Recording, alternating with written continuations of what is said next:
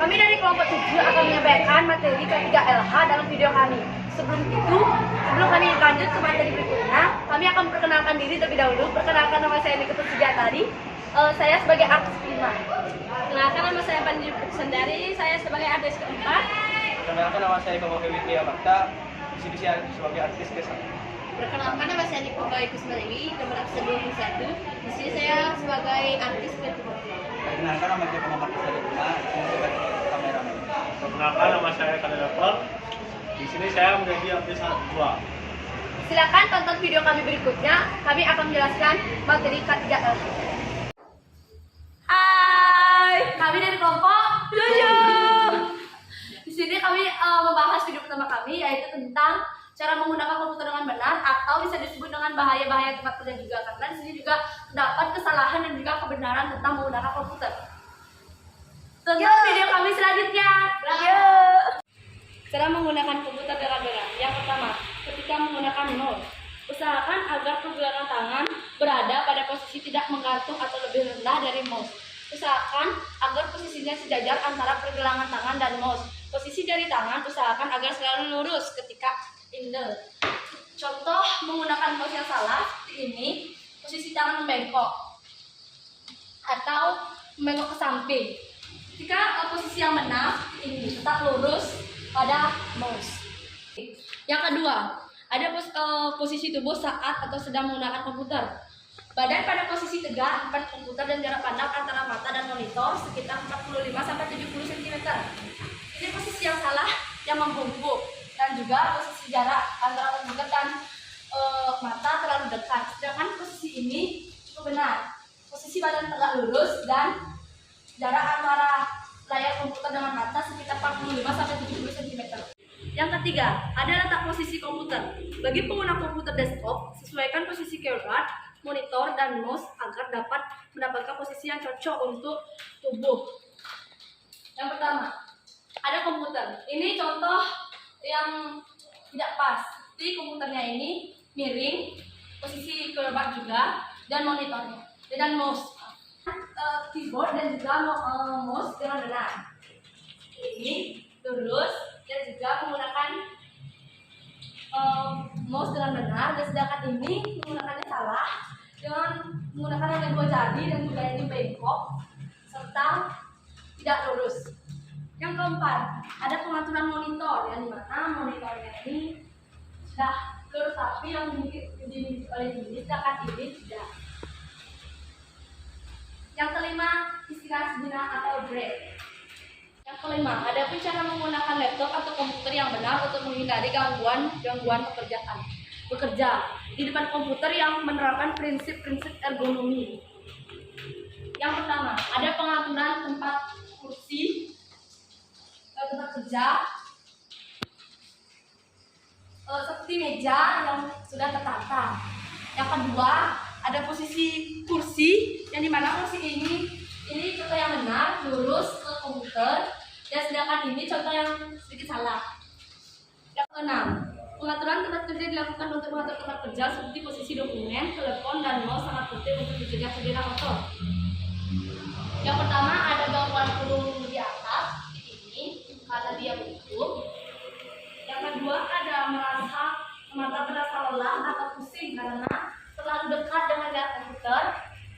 Yang ketiga, ada juga gangguan pada lengan dan tangan, yang dimana karena dikarenakan posisi tangan dan menggunakan keyboard dan juga mouse tidak benar.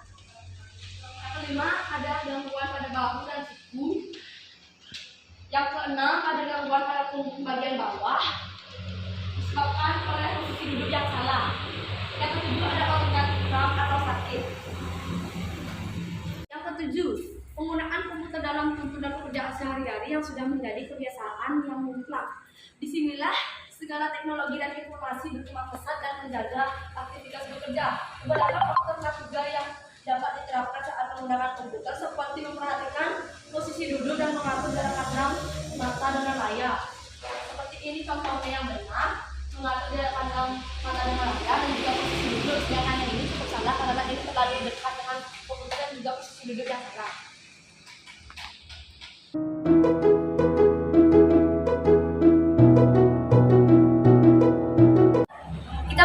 bertugas untuk membersihkan laboratorium yang ada di sana. Juga waktu yang kita tempuh sekarang ini sangatlah singkat, untuk itu kita harus melakukannya dengan segera mungkin. Bagaimana? Ya sekarang yuk dikerjakan. Yuk. Ayo, ayo. Harus, Pak.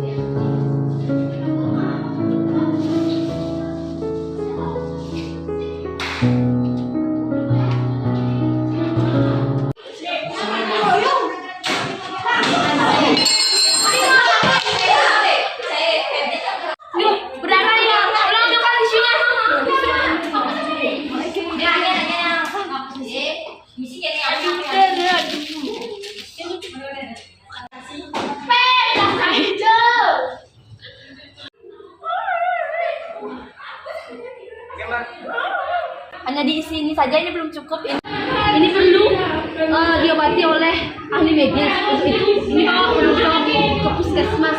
Kamu tolong punya izin bertemu dulu ya. Oh iya.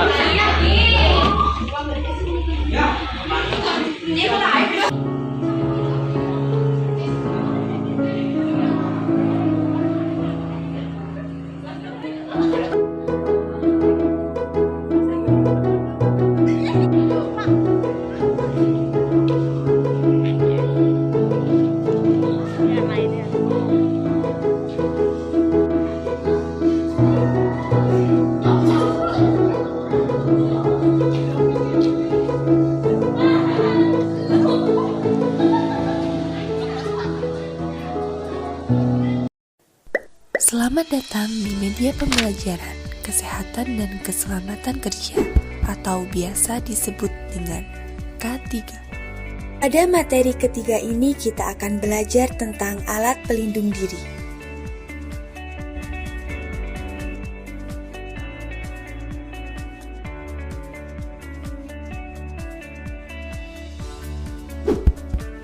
Alat pelindung diri atau disingkat dengan APD adalah kelengkapan yang wajib digunakan saat bekerja sesuai bahaya dan risiko kerja untuk menjaga keselamatan pekerja itu sendiri dan orang di sekelilingnya.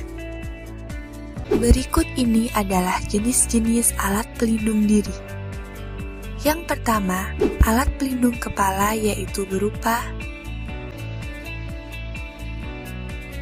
1. Helm pelindung kepala yang berfungsi untuk melindungi kepala dari benda yang berpotensi mengenai kepala secara langsung maupun tidak langsung. 2. Tutup kepala yang berfungsi melindungi kepala dari kebakaran, korosif, dan uap-uap. 3. Topi berfungsi untuk melindungi kepala dari kotoran debu atau panasnya matahari. Yang kedua, alat pelindung telinga yaitu berupa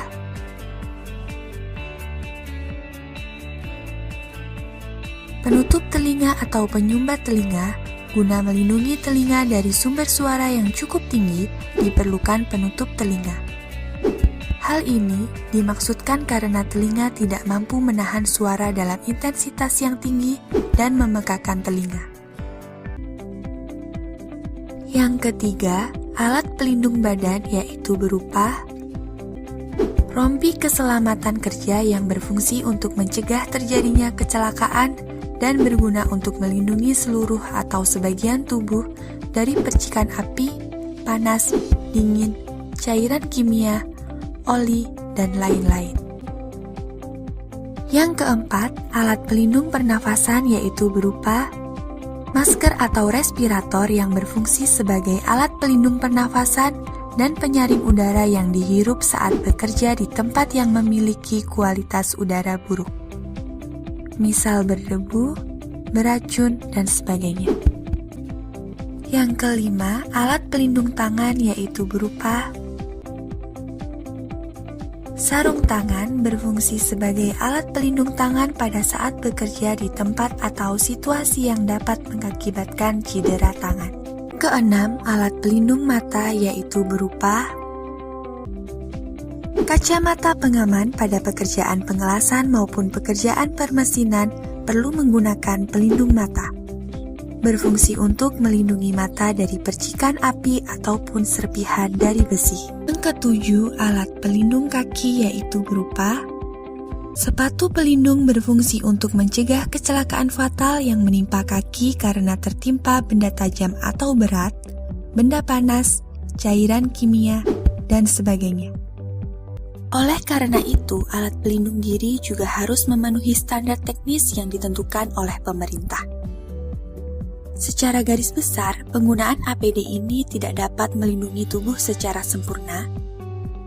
Akan tetapi penggunaan APD ini lebih ditujukan untuk mengurangi atau mungkin menghilangkan terjadinya kecelakaan kerja dan dapat meminimalkan keluhan atau penyakit yang berpotensi terjadi.